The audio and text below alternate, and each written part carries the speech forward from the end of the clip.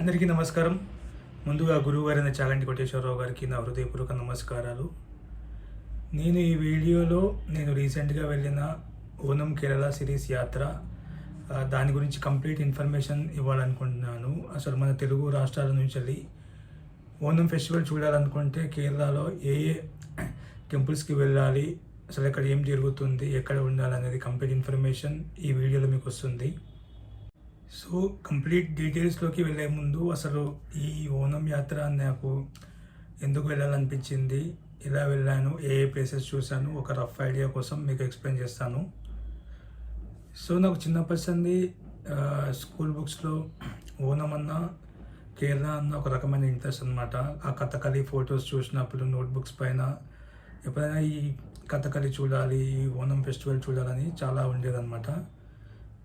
So నాకు రీసెంట్గా 4-5 years నుంచి ట్రావెల్ అయినా సరే కానీ నాకు ఈ ఓనం వేరే పనుల వల్ల, ప్రొఫెషనల్ వర్క్స్ వల్ల కుదరలేదు. సో ఈసారి కుదిరింది. లక్కీగా ముందే టికెట్స్ బుక్ చేసుకున్నాను. ట్రైన్ టికెట్స్ ఓన్లీ 1 వే వెళ్ళడం మాత్రం బుక్ చేసుకున్నాను. నాకు తెలియదు అది వెళ్ళేంత వరకు అసలు నేను కొచ్చిన్లో దిగుతానా, ఎర్నాకుళంలో దిగుతానా, లేదంటే త్రివేంద్రంలో దిగుతాను. ఎందుకంటే నాకు ఏం పర్టికులర్ ప్లాన్ లేదనమాట. సో నేను టికెట్ అయితే బుక్ చేసుకున్నాను. ఓనం డేట్స్ నాకు స్టార్టింగ్ డేట్ తెలుసు కాబట్టి 1 డే ముందు వచ్చాడని నేను బుక్ చేసుకున్నాను అనమాట. సో దాని తర్వాత ఏమైందంటే నేను ఓన్లీ ఓనం సంబంధించిన వీడియోస్ చూడడం స్టార్ట్ చేసిన యూట్యూబ్లో. నాకు నేషనల్ జియోగ్రఫీ ఛానల్ వాళ్ళది ఒక డాక్యుమెంటరీ చూసాను అనమాట. దాంట్లో కొన్ని టెంపుల్స్ని నేను నోట్ డౌన్ చేసుకున్నాను. దాంట్లో నేను నోట్ డౌన్ చేసుకున్న టెంపుల్స్ ఏంటంటే త్రికాకరలోని వామన అవతార స్వామి టెంపుల్, అక్కడనే వామన అవతార స్వామి పుట్టినమాట. ఇంకొక టెంపుల్ వచ్చేసి ఆరన్మూలలోని పార్థసారథి టెంపుల్, అక్కడ వల్ల సజ్జ జరుగుతుంది. దాని గురించి కొన్ని ఇన్పుట్స్ తెలిసినాయి ఆ వీడియోలో. ఇవి కొన్ని తీసుకున్నాను అనమాట. అవి నోట్ డౌన్ చేసుకొని నేను ఈ ప్లేసెస్ చూద్దామని మొత్తానికైతే స్టార్ట్ అయిపోయినా. దాని తర్వాత మళ్ళీ నాకు తెలిసిన విషయం ఏంటంటే ఓనం ఫస్ట్ డే, అంటే వేరే వీడియో చూస్తే తెలిసింది ఈ విషయం. ఓనం ఫస్ట్ డే త్రిపునిత్ర అనే ప్లేస్లో, అంటే ఎర్నాకుళంకి జస్ట్ ఒక 4 కిలోమీటర్స్ పక్కన త్రిపునిత్రలో ఓనం ఫస్ట్ డే సెలబ్రేషన్స్ చాలా బాగా జరుగుతాయంట. సో నేనేమనుకున్నా ఇది బెటర్ కదా, మనం ఎర్నాకుళంలో దిగి త్రిపునిత్ర టెంపుల్ చూసి ఆ ఫస్ట్ డే సెలబ్రేషన్ చూస్తే బాగుంటుంది. సో అది ఫస్ట్ డే అలా ఫిక్స్ అయిపోయింది. సెకండ్ డే ఏం చేస్తామో నాకు తెలియదు. ఓన్లీ ఫస్ట్ డే వరకు, అంటే కంప్లీట్గా ట్రిప్ అంతా ప్లాన్ కాదనమాట. గో విత్ ద ఫ్లో లాగా పెట్టుకున్నాం. మనకి ఎట్లా నేచర్ ఎట్లా సహకరిస్తే అట్లా వెళ్దామని పెట్టుకున్నా. సో నాకు అర్థమైంది ఏంటంటే ఎర్నాకుళం. సో ఎర్నాకుళంలో దిగిన తర్వాత నేను త్రిపునిత్ర అనే ప్లేస్కి వెళ్ళిన. త్రిపునిత్ర ఈవినింగ్ చేరుకున్న తర్వాత అక్కడ ఒక రూమ్ తీసుకున్నాను అనమాట. నాకు ఆ రోజు రూమ్ 1000 రూపీస్ అలా పడింది. రూమ్ తీసుకొని ఫ్రెష్ అప్ అయిన తర్వాత ఈవినింగ్ నాకు ఒక 1-2 అవర్స్ టైం ఉంది. సో ఆ నియర్ బై ఒక టెంపుల్ ఉంది. ఆ టెంపుల్ పేరు వచ్చేసి శ్రీ పూర్ణాతేశ్వర టెంపుల్ అనమాట. శ్రీ పూర్ణాతేశ్వర టెంపుల్ చూడడానికి వెళ్ళాను. అలా ఈవినింగ్ అయిపోయింది. సో ఈరోజు డే 2, నా యాత్రలో డే 2. అక్కడ ఓనం డే 1 అనమాట. ఓనం అదే రోజు ఓపెన్. సో మనం ఉన్న త్రిపునిత్ర అనే ప్లేస్లో అచ్యుతమయం బాగా జరుగుతుందని చెప్పారు కదా. అసలు అచ్యుతమయం ఏంటంటే ఇక్కడ కేరళలోని రకరకాల కల్చరల్ ఫెస్టివల్స్ అన్నీ ఇక్కడ ఒక ర్యాలీ లాగా మనకి చూపిస్తారనమాట. ఎగ్జాంపుల్ పులికలి, గరుడ తూకం, కలరి పట్టు, కథకళి, రకరకాల కేరళలో ఉన్న కల్చర్స్ అన్నీ చూపిస్తారనమాట. ఆ ర్యాలీ వచ్చేసి మార్నింగ్ 9 o'clock నుంచి స్టార్ట్ అయ్యి మధ్యాహ్నం ఒక 1-2 వరకు ఉంటుంది. సో అక్కడ 1-2 వరకు నేను చూసి లంచ్ చేసుకున్న తర్వాత జస్ట్ దానికి త్రిపునిత్ర నుంచి జస్ట్ ఒక 4 kilometers దూరంలో త్రికాకర అనే ప్లేస్లో శ్రీ వామన అవతారమూర్తి టెంపుల్ ఉందన్నమాట. సో అక్కడికి పోవాలనుకున్నాను. ఎందుకంటే ఓనం పుట్టింది అక్కడ. మహాబలిని చంపి వామనావతారం అక్కడనే వెలిసిందనమాట. దాని గురించి కంప్లీట్ డీటెయిల్స్ కోసం ఆ వీడియో చూస్తే మీకు అర్థమవుతుంది. డే 3లో నేను మళ్ళీ త్రిపునిత్రలో ఉన్నా కదా. త్రిపునిత్ర నుంచి వెళ్ళి చోటా నికర అనే ప్లేస్కి వెళ్ళాలనుకున్నా. చోటా నికర దగ్గర భగవతి అమ్మవారి టెంపుల్ చాలా ఫేమస్ అనమాట. నేను ఉన్న ప్లేస్ నుంచి జస్ట్ 8 kilometers మాత్రమే ఉంది. సో నాకు జస్ట్ 13 రూపీస్ ఛార్జ్ చేశారు వాళ్ళు. ఆ టెంపుల్ చూసుకున్న తర్వాత మళ్ళీ అక్కడ నుంచి నేను ఆలపి వెళ్దామనుకున్నా. సో నాకు మళ్ళీ త్రిపునిత్రకి రిటర్న్ రావాల్సి వచ్చింది. ఎందుకంటే మళ్ళీ భగవతి అమ్మన్ టెంపుల్ నుంచి వెళ్ళి అలపికి డైరెక్ట్ బస్సెస్ లేవు. మళ్ళీ త్రిపునిత్ర ఎర్నాకుళం అనే ఏరియాకి వచ్చి ఎర్నాకుళం నుంచి వెళ్ళి డైరెక్ట్ బస్సు నాకు అలపికి దొరికిందనమాట. టోటల్ 60 కిలోమీటర్స్, 75 రూపీస్ ఛార్జ్ చేశారు. అదే రోజు ఈవినింగ్ నేను ఒక వర్చువల్ వాక్ ఎక్స్పీరియన్స్ లాగా నడుచుకుంటూ వెళ్ళి అలపిని చాలా దగ్గరగా చూశాను. చాలా చాలా బాగా అనిపించింది. అలా వాక్ చేసుకుంటూ వెళ్ళి అలపి సిటీలో ఉన్న మూలగా రాజరాజేశ్వరి అమ్మవారి టెంపుల్ చూశాను. దాని తర్వాత అక్కడే నాకు ఫ్రీ స్టే దొరికిందనమాట. కౌచ్ సర్ఫింగ్ నుంచి 2 days అలపిలో అక్కడ స్టే చేసి డే 4 నేను 16 రూపీస్ పెట్టి అలపిలో బోట్ జర్నీ చేశాను అనమాట. ఒక 1.5 hour జర్నీ అది ఆ రోజు. డే 5 వచ్చేసి అలపి నుంచి కోటాయం వరకు 3 hours బోట్ జర్నీ జస్ట్ 28 రూపీస్కి ఎలా చేయొచ్చు అనేది చూపించాను అనమాట మన వీడియోలో. అలా కోటాయం చేరుకున్నాను. నాకు అలపి తర్వాత మళ్ళీ 2 days నాకు కుమరకోమ్ అనే ఏరియాలో నాకు ఫ్రీ స్టే దొరికింది కౌచ్ సర్ఫింగ్ నుంచి. సో అది నాకు లక్ అనే చెప్పుకోవాలి. నాకు చాలా యూజ్ అయింది ఈ ట్రిప్లో కౌచ్ సర్ఫింగ్ నాకు.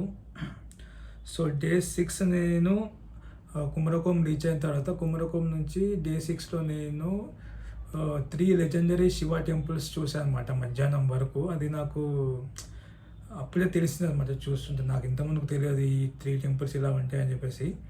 అక్కడికి వచ్చి మామూలుగా గూగుల్ చేసి అట్లా చేస్తే తెలిసింది.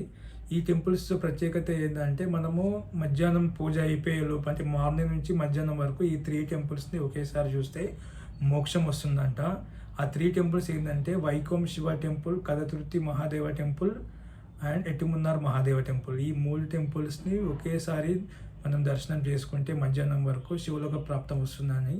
అది లక్కీగా నాకైతే అయిపోయింది. మధ్యాహ్నం వరకు నేను దర్శనం చేసుకున్నాను.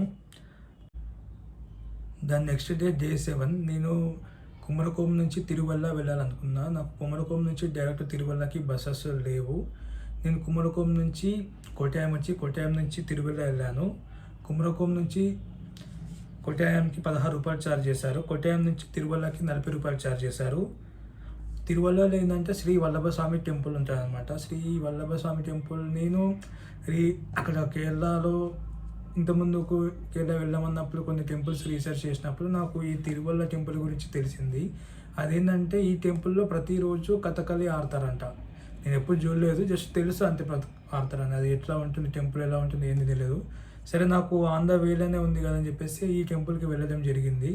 సో నేను వెళ్ళిన సమయానికి ఆ రోజు కథకళి లేదనమాట. దాని నెక్స్ట్ డే ఉంది కథకళి. సో నేను టెంపుల్ చూసుకొని టెంపుల్ దర్శనం చేసుకొని నేను నైట్ ఆరన్మూల చేరుకున్నాను. డే 8 ప్రజెంట్ ఆరన్మూలలో ఉన్నాను. ఆరన్మూలలో నాకు రూమ్ వచ్చేసి 600 రూపీస్ పడింది. నాకు అలపిలో ఒక పర్సన్ పరిచయం అయ్యాడు కదా, ఆ పర్సన్కి చెప్పా, ఎవరైనా మీకు ఆరన్మూలలో తెలిసిన వారు ఉన్నారంటే ఉన్నారు అని చెప్పారు. సో వారే నాకు ఇక్కడ రూమ్ వచ్చేలా చేశారనమాట. చిన్న రూమ్ అయినా సరే మనకి టెంపుల్ పక్కనే ఉంది, కన్వీనియంట్గా ఉండే అనమాట. జస్ట్ 600 రూపీస్ బడ్జెట్లో వచ్చింది. సో వాళ్ళే ఆ బ్రదరే అక్కడ ఆరన్మూల వచ్చేసి మెయిన్ ఫేమస్ వల్లంకలి అనమాట. వల్లంకలి బోట్ రేస్, అక్కడ పార్థసారథి టెంపుల్. అందుకే నేను ఆరన్మూల వచ్చాను.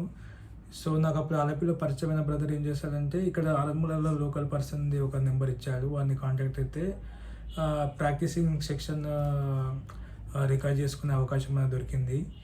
బోట్ ప్రాక్టీసింగ్ సెక్షన్ కవర్ చేసుకున్న తర్వాత నేను తిరువల్లలో శ్రీ వల్లభస్వామి టెంపుల్ దగ్గర కథకళి చూడాలని అనుకున్నాను. సో ఈ ప్రాక్టీస్ సెక్షన్ అయిపోయేసరికి 6:37 అయింది. నేను ఆరన్మూల నుంచి తిరువల్ల వెళ్ళాలంటే మధ్యలో చెంగనూరు వెళ్ళాలి. ఈ చెంగనూరు వెళ్ళడానికి ఒక 10 kilometers, చెంగనూరు నుంచి ఆరన్మూల వెళ్ళడానికి ఒక 10 kilometers అనమాట. ఒక 1 hourలో వెళ్ళిపోయా తిరువల్ల టెంపుల్ దగ్గరికి. అక్కడ నేను కథకళిని చాలా దగ్గర నుంచి చూసే అవకాశం దొరికింది. వాళ్ళు మేకప్ చేసుకుంటుంటే వాళ్ళతో మాట్లాడడము, అది ఫొటోస్ వీడియోస్ తీసుకోవడం, ఆ కల్చర్ గురించి తెలుసుకోవడం. ఎందుకంటే కేరళలో చాలా ఫేమస్ అయిన వాటిలో కథకళి ఒకటి.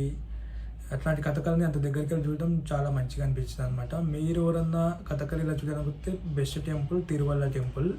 సో ఆ నైట్ మొత్తం నేను కథకళి ఎక్స్పీరియన్స్ చేశాను.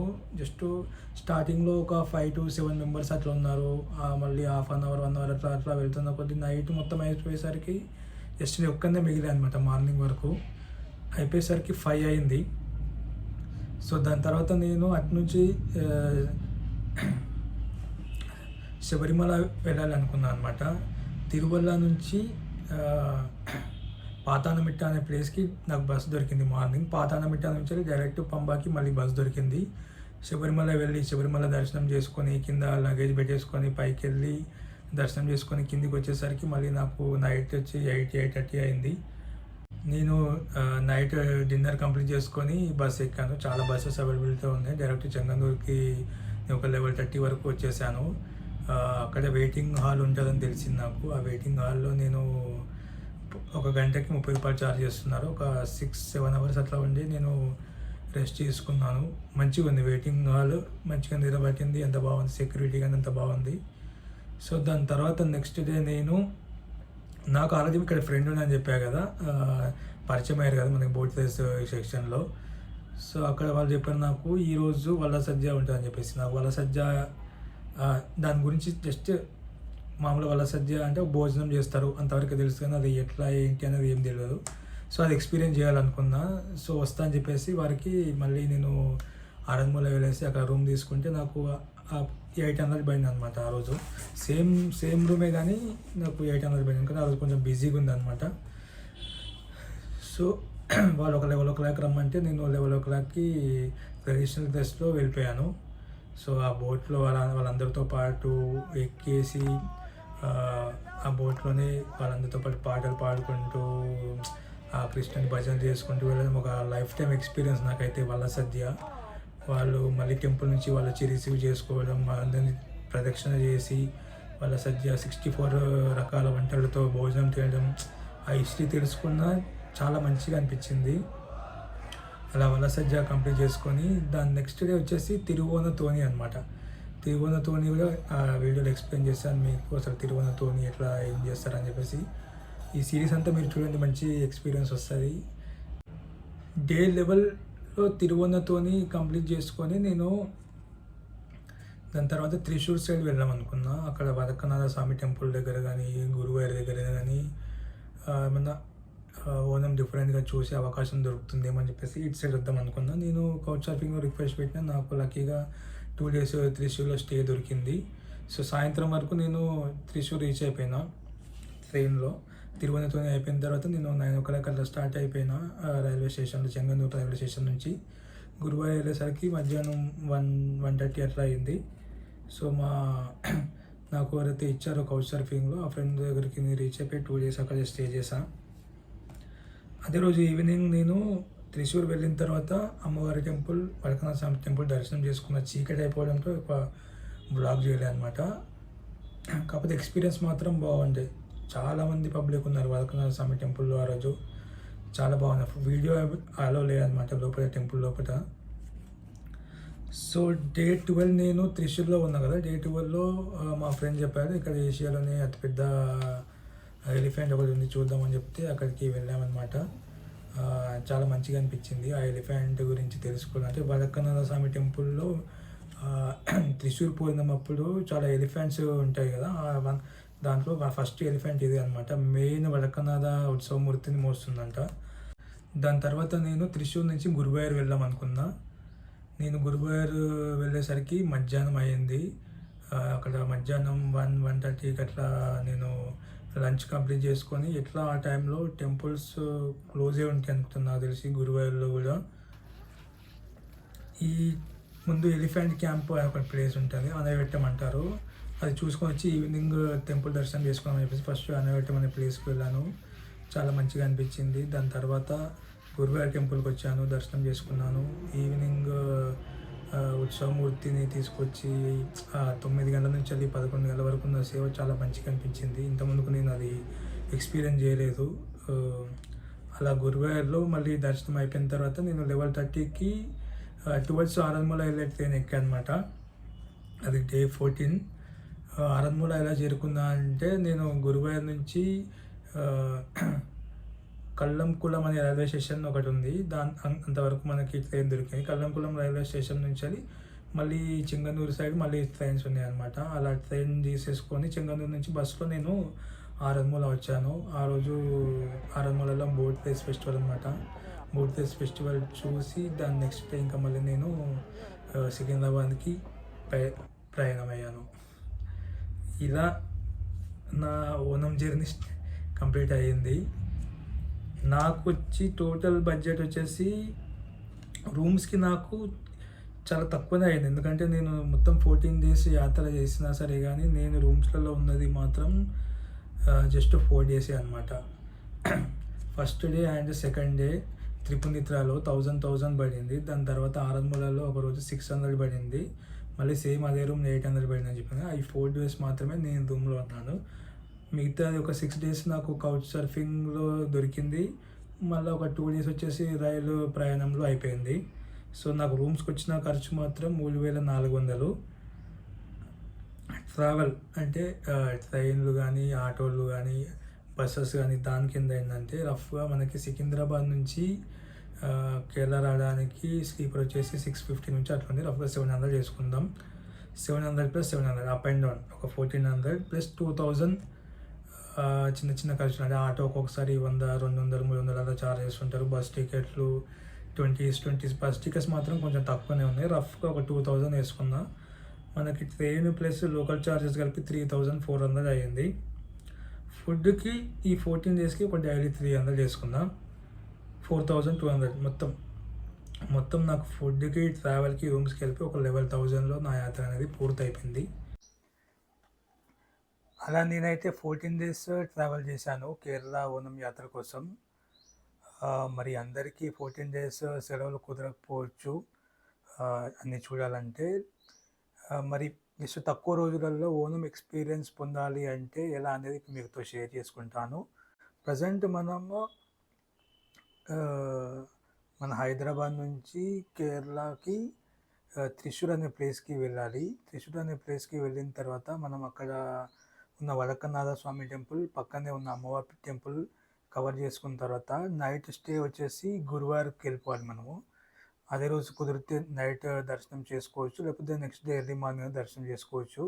మనం గురువాయూర్లో ఈ 2 places మాత్రం ఖచ్చితంగా చూడాలి. అందరికీ తెలిసింది టెంపుల్ ఒకటి శ్రీకృష్ణ టెంపుల్ మరియు అనకోటం ఎలిఫెంట్ ప్లేస్. ఈ 2 places కవర్ చేసుకున్న తర్వాత మనం నెక్స్ట్ ఎర్నాకుళం సైడ్కి వెళ్ళాలన్నమాట. ఎర్నాకుళం వెళ్తే మనకి త్రికాకర అనే ప్లేస్కి వెళ్ళొచ్చు. త్రికాకర ప్లేస్ ఎందుకంటే ఇక్కడే వామనమూర్తి స్వామి పుట్టాడనమాట. అక్కడ మహాబలిని చంపిన ప్లేసు. ఎందుకంటే ఆ ప్లేస్లో 10 రోజులు అంటే కంప్లీట్ ఓనం 10 రోజులు చాలా బాగా సెలబ్రేట్ చేస్తారు. అక్కడ రకరకాల ఓనం సంబంధించిన కల్చర్ అంతా చూడొచ్చు. పూకులం అని చెప్పేసి పువ్వులతో అంతా అలంకరిస్తారనమాట. రౌండ్గా అలంకరిస్తారు. అది ఓనం అప్పుడు ఖచ్చితంగా చేస్తారు. ఇంకొకటి ఓనం అప్పుడు ఇంపార్టెంట్ ఓనం సద్య.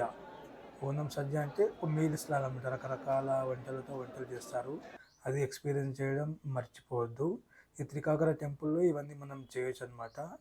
ఇంకొకటి ఓనం స్పెషల్ డ్యాన్స్ వచ్చేసి తిరువాతుర అనే డ్యాన్స్ కూడా ఉంటుంది అక్కడ. ఈ టెంపుల్లో ఇవన్నీ మనం ఎక్స్పీరియన్స్ చేయొచ్చు. మీకు ఇష్టం ఉంటే 1 day అక్కడనే స్పెండ్ చేయొచ్చు, 2 day కూడా మీరు స్పెండ్ చేయొచ్చు. అది మీ పర్సనల్ చాయిస్. దాని పక్కనే ఉన్న త్రిపునిత్రాలో శ్రీకృష్ణ టెంపుల్ కూడా వెళ్ళండి, బాగుంటుంది.